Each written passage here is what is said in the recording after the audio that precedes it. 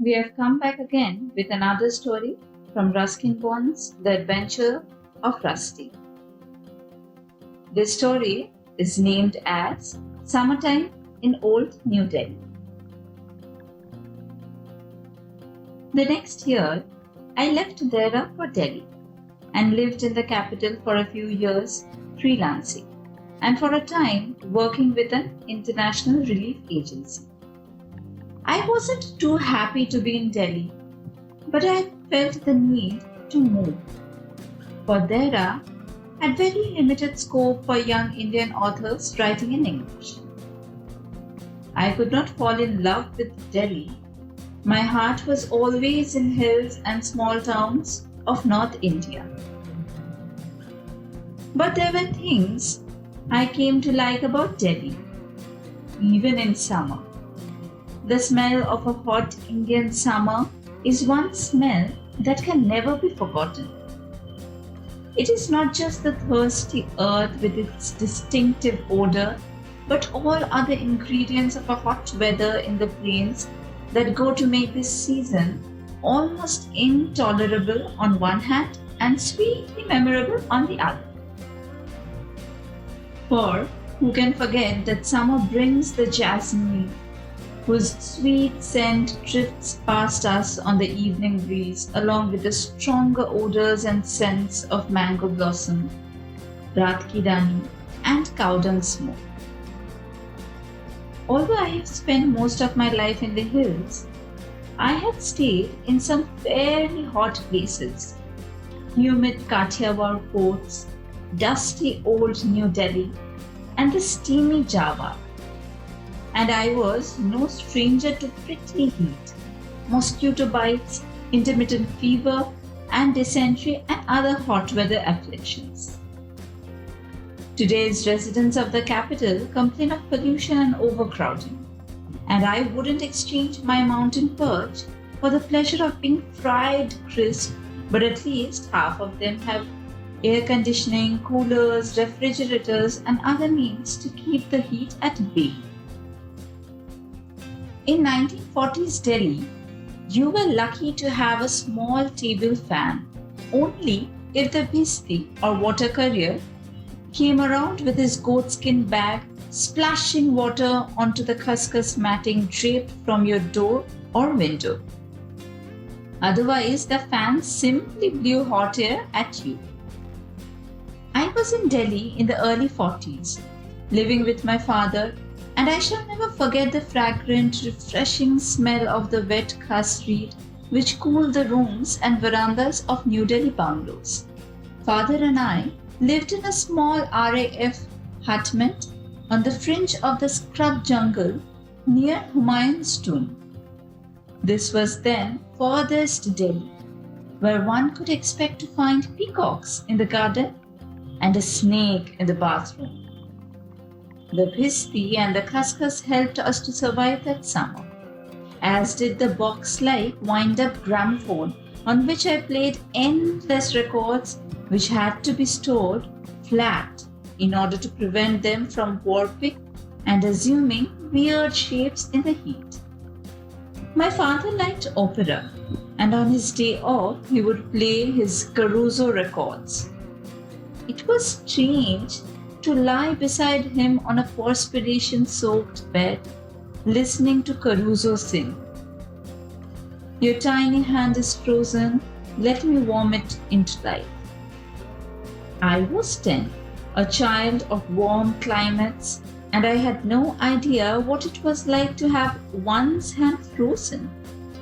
Dipping my hands in ice cream was the nearest I would come to it. In 1959, I was living on the outskirts of a greater, further New Delhi.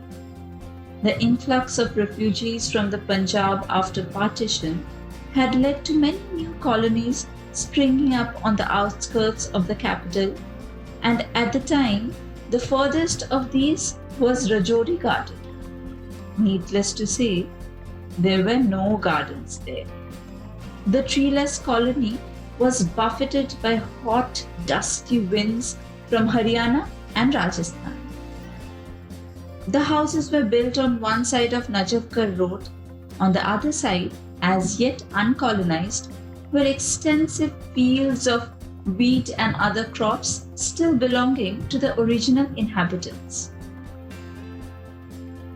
In an attempt to escape the city life that constantly oppressed me, I would walk across the main road and into the fields, finding old wells, irrigation channels, camels and buffaloes, and sighting birds and small creatures that no longer dwelt in the city. In an odd way, it was my reaction to the city life that led to my taking a greater interest in the natural world. Up to that time, I had taken it all for granted. The notebook I kept at the time is before me now, and my first entry describes the blue jays or rollers that were so much a feature of those remaining open spaces. At rest, the bird is fairly nondescript, but when it takes flight, it reveals the glorious bright blue wings at the tail, banded with a lighter blue. It sits motionless, but the large dark eyes are constantly watching the ground in every direction. A grasshopper or cricket has only to make a brief appearance and the blue jay will launch itself straight at its prey. In spring and early summer, the roller lives up to its other name. It indulges in love flights in which it rises and falls in the air with harsh grating screams, a real rock and roller. Some way down the Najafgarh Road was a large village pond and beside it a magnificent banyan tree. We have no place for banyan trees today. They need so much of space in which to spread their limbs and live comfortably.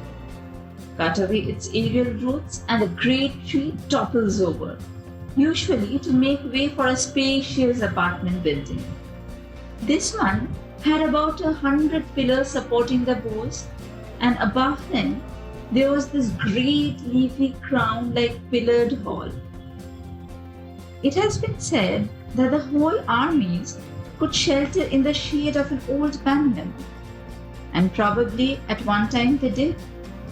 I saw another sort of army visit the banyan by the village pond when it was in fruit. Parakeets, mynas, rosy pastors, crested bulbuls without crests, barbets, and many other birds crowded the tree in order to feast noisily on big scarlet figs. Season's eatings. Even further down the Najafgarh Road was a large jheel, famous for its fishing.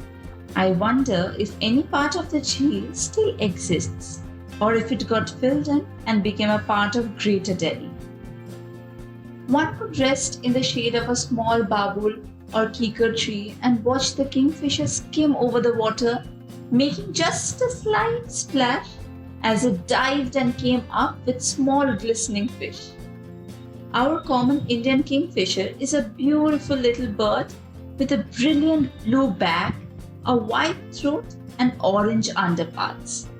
I would spot one perched on an overhanging bush or rock and wait to see it plunge like an arrow into the water and return to its perch to devour the catch. It came over the water in a flash of gleaming blue, shrilling its loud tit-tit-tit. The kingfisher is the subject of a number of legends, and the one that I remember best, recounted by Roman Roller. Roman Roller tells us that it was originally a plain grey bird that acquired its resplendent colors by flying straight towards the sun when Noah let it out of the ark. Its upper plumage took the color of the sky above, while the lower was scorched a deep russet by the rays of the setting sun. Summer and winter, I scorned the dust and the traffic and walked all over Delhi, from Rajouri Garden to Connaught Place, which must have been 5 or 6 miles, and on other occasions from Daryaganj to Chandni Chowk and from Ajmeri Gate to India Gate. That is the best way to get to know a city. I had walked all over London. Now I did the same thing in Delhi, investing old tombs and monuments, historic streets and buildings, or simply sitting on the grass near India Gate and eating jamuns. I like the sour tang of the jamun fruit, which was best eaten with a little salt, and I like the deep purple color of the fruit. Jamuns were one of the nicer things about Delhi.